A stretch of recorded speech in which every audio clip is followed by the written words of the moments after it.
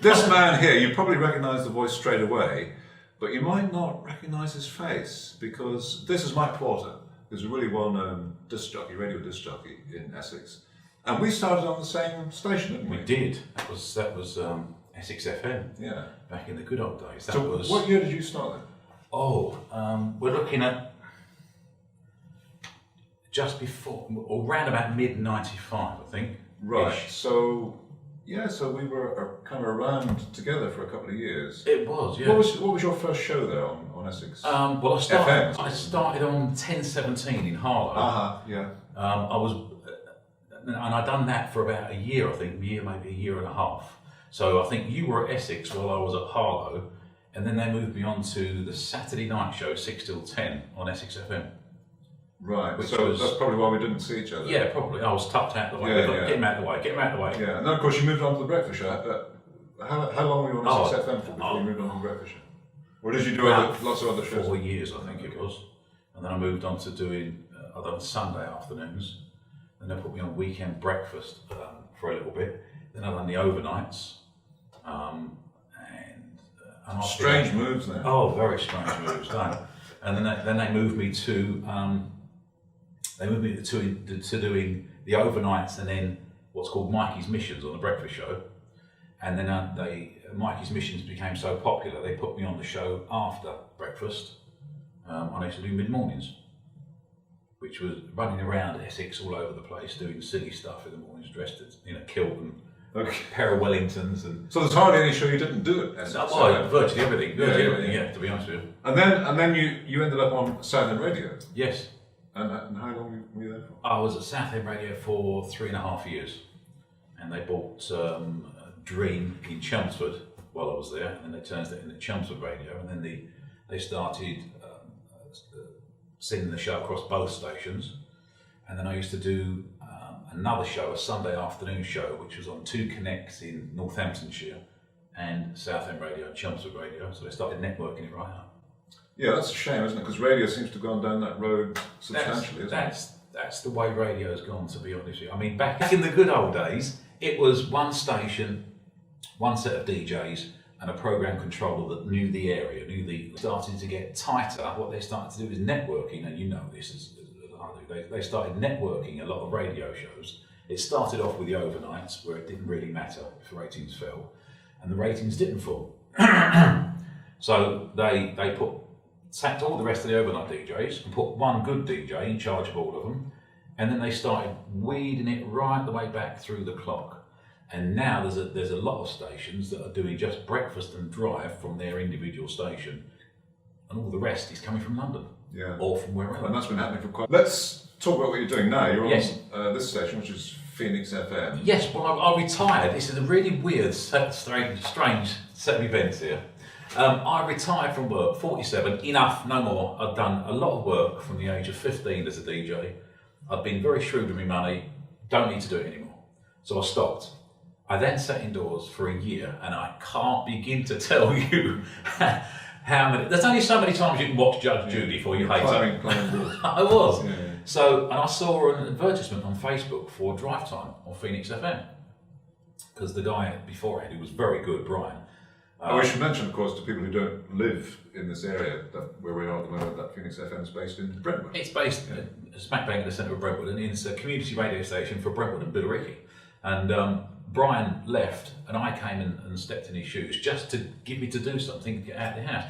Just briefly, going back to earlier days, well, was it the very first few years in radio that were the most? I know you've got Phoenix now, which is quite exciting for you, but over those 10, 15 years that you had working for Southern Radio, Essex FM, was it the first period when you first got in that was the most exciting thing, or was it taking over the breakfast show?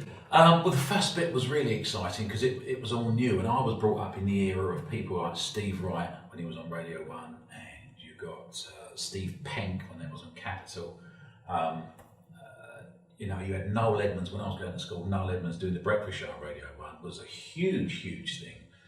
And these guys were actually, especially Steve Wright, they were pathfinders. They were pioneers of what they do, because they were doing these silly gags and stunts, and I found them really entertaining. So they really set my my idea, my model of what radio should be. Did you at that point want to get into radio? No, I didn't at that particular point. And radio itself is just something, and the whole career is just something that chose me. I didn't choose it. I was working I was a nightclub DJ at the time, working in Hollywood's Romford, and a guy who happened to be the talent scout for Essex Radio came towards me because I was working with one. Did they have a talent? Hello Barry, how are you doing? I said, if you want a drink, just tell me. He went, I like that voice. I like that voice. You ever worked any radio? I went, no. He went, nothing. I went, no. Hospital radio? I went, no, nothing. He went, here's a card. Give me a call. We'll train you up. We'll get you on Essex Radio. Oh. And that was the start of it all. It was just put in my lap. History is this. The rest is history. Yeah. Okay, now this is Mr. Porter's CV, and I've been looking at it, and a couple of things made me have to look twice. The first thing I saw was that you started in the entertainment business as a dancer. Yes, I was. Yes. I was a body pop and break dancer. Surprised when I read that. Yeah, not as surprised as I am. I look back. Wow. So tell us a bit about how that evolved. Well, I'm one of these people where if you tell me I can't do something, I'll go and do it, and I'll do it to the best of my ability. And I was working in a place called Key Market. So I don't know if you remember the supermarket. Oh yeah, vaguely, yeah. 17 years old, and a few of the staff had a party, and I went and danced at the party, and I'm messing about with it. And then one of the girls said, "My calculator has got more rhythm than you," purely because somebody had said I couldn't do something, as if I'm not good enough. So I went home, practice. I ended up joining Pineapple Dance Studios in Covent Garden. Kept going down there once a week to rehearse. Well, you must have enjoyed it, otherwise you wouldn't. I did actually quite enjoy it, to be honest with you. But it's that drive, it's that when someone says I'm not good enough, it's that I use it as a fuel to propel me. And I ended up in the last year that I was a dancer, which was about 3 years later, I was Tots champion, Dukes champion, Circus Tavern champion. I'd reached the semi-finals of the UK Disco Dance Championships 3 years running, I think, or that was the 4th year running, something like that. Coming back to the CV, the other thing that made me smile was that you were Timothy Dalton. Oh, Dog, yes, I was. Yeah, I was. When he was playing Bond. This is just after he left the Bond. Oh, right, okay. And a few people have said to me... Well, it's a shame you weren't doing it when you was tell me about it. Yeah. Tell me about it. I'd have earned a fortune. It was £350 an hour. Christ. You'd drive to... I'd done numerous car launches for Jaguar and Daimler or whatever. You just drive somewhere, you got the dinner suit on. I had, this is going back in the era when you could have a blank firing pistol and nobody would bat an eyelid. So I had a shoulder holster, I had 2 blank firing guns, which was the old Walther PPK and the newer one. It's a full set of blanks in case they wanted me to fire some shots into the air. And I used to get hired by, there was a Scandinavian film company that filmed me because they were showing older James Bond films and Charlie Chaplin films and Marilyn Monroe films, so they hired the lookalikes. At the time, it was some of these lookalikes were just amazing. And we was all shot and they edited it all together, and it was just a trailer for this forthcoming. Is there any of that stuff on YouTube? I searched for it and I can't find it. That's a shame. Because I'll tell you the really weird thing. You grow up with, I look like this in your mind. Yeah. And I caught myself because they wanted me to pull, because Scandinavia or Sweden at that particular time wasn't very friendly with the gun laws. They were the first ones that started filming it all out. So I had to pull a remote control out of the shoulder holster. So I turned around and I pulled the remote control out, and as I've gone like this, I caught myself on the monitor, and it was actually really chilling because that, after all the makeup, it was Timothy Dalton. It's a shame there's nothing really online. There must be some photographs. I've got the Bond photographs. I think you've got a Bond photograph. Yeah, there's one on the CD actually. But it was really, really, really strange with the makeup and all the rest of it. It was really eerie. So you've done some kind of unusual things. I don't like normal jobs. Yeah. I can't stand them. So, do you have any ambitions left? You said that you retired for a while.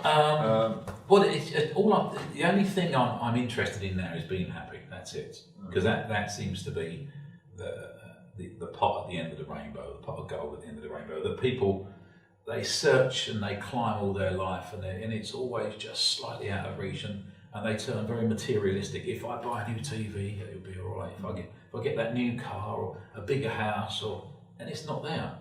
It's never there. Whenever you get it, it's never what you think it'll be. The bigger job or the more money, or It's actually where you are right now, but it's a frame of mind that you have to put yourself into. And I am the most content now. So I know you do a lot of voiceover work from home, but your own little studio at home. Yeah, I've built a little studio because I fancy trying that. And up until about, I think it was about 3 weeks ago, I hit 1,000 voiceovers in 11 months. It was just ridiculous. It's just gone ridiculously berserk with that. Mike, thanks so much for chatting to me. Anytime. There we go. That's my first interview for My Town Southend. So hopefully it won't get cut too much. There's nothing that needs to be particularly cut. But I look forward to the next interview.